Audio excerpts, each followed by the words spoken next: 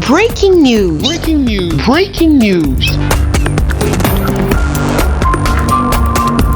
Cameroun. Cérémonie de clôture de la 3e rencontre Cameroun-Congo relative à la démarcation et la réaffirmation de la frontière commune. Merci de rester sur CNN.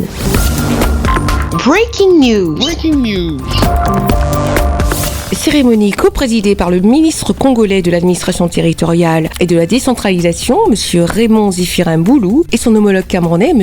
Paul Atanga Nji. Démarré en grande pompe le 20 février 2020, le rideau est tombé sur la 3e rencontre Cameroun-Congo sur la démarcation et la réaffirmation des frontières ce vendredi 21 février 2020 par une note de satisfaction de toutes les parties. Les 2 chefs d'équipe d'experts ont paraphé et signé les termes de référence du projet de démarcation et de réaffirmation de la frontière commune. Par la suite, leurs excellences, messieurs les chefs de délégation de la République du Congo et du Cameroun ont paraphé et signé les documents. Les fruits ont tenu la promesse des fleurs. Pour l'essentiel, 4 textes ont été adoptés par le Cameroun et le Congo pour l'opérationnalisation de la coopération frontalière entre les 2 pays qui partagent une frontière longue de 528 km. Le communiqué final, le chronogramme d'activité 2020-2021, le protocole d'accord portant création de la commission mixte des frontières, le règlement intérieur de la commission technique mixte des frontières. On a par ailleurs noté la présence aux travaux en qualité d'observateur du représentant de la communauté économique des États de l'Afrique centrale, CEAC.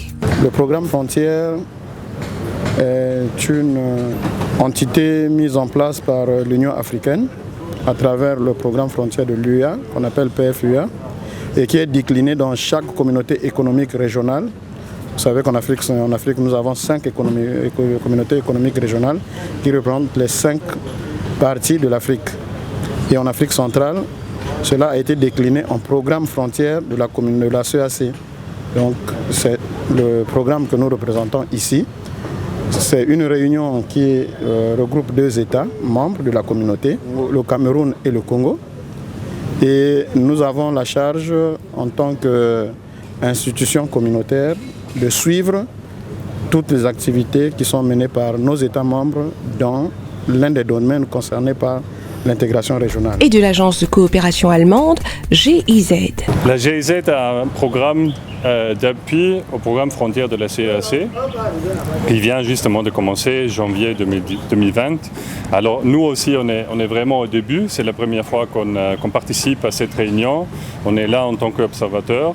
Et on est là pour voir les 2 États, ils sont à quelle étape dans leur démarcation de la frontière. Alors pour nous, c'est vraiment une mission diagnostique pour voir l'état des lieux, où est-ce qu'on en est, pour après pouvoir appuyer les 2 États dans la mise en œuvre de la délimitation et démarcation. Les 2 délégations ont recommandé à leurs gouvernements respectifs de continuer la mobilisation des ressources financières et matérielles pour la mise en œuvre du chronogramme d'activité 2020-2021. Au niveau de la frontière entre le Cameroun et le Congo, tout se passe bien et que nous devons continuer à travailler sur la réaffirmation de cette frontière et la démarcation de la frontière. En termes de démarcation, il s'agit de ramener les bornes par des grandes distances. Donc voilà ce qui se passe au niveau de la frontière entre les 2 pays. I think that the map we have now was put in place in 1908. And you can understand that more than 100 years after, we have to go back and see exactly what is happening. I think the African Union has put in place a charter, and that all the states should follow, that update the boundaries so we know the limitations and we know where all the projections are. And I think that we went to Congo, we had a very nice meeting. We have come here again to do the same exercise, and we want to thank the 2 heads of state, President Paul Biya and President Denis Sassou Nguesso, who have given us all this financial and material support so that the 2 delegations should meet and brainstorm and work for the interests of the 2 countries.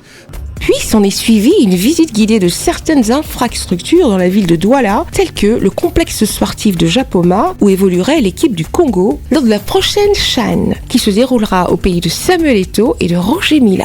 Passant par la salle de vidéosurveillance qui n'a laissé indifférent M. Raymond Ziphirin Boulou. Mais je peux dire que là, vous avez réalisé, le gouvernement camerounais a réalisé quelque chose de monstrueux et c'est très beau. c'est très beau. Et j'avoue que vous avez un bon stade. Et on a vu que c'est très bien équipé. Ce qui m'a plus émotionné, c'est la salle de vidéosurveillance, surtout pour nous qui assurons la sécurité des personnes. Voilà, c'est ce qu'il fallait. Et je n'imaginais pas qu'il y avait cette salle et l'interconnexion avec la ville et les autres localités. Bravo, c'est une grande réalisation.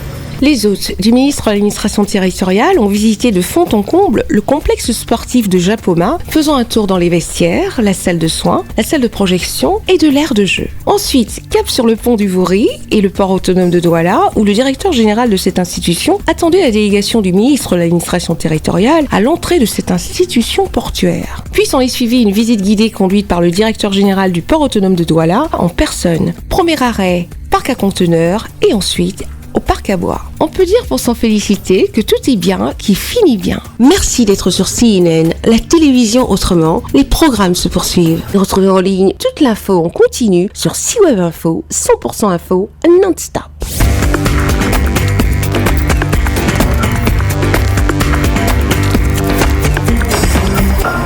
Breaking news sur CNN.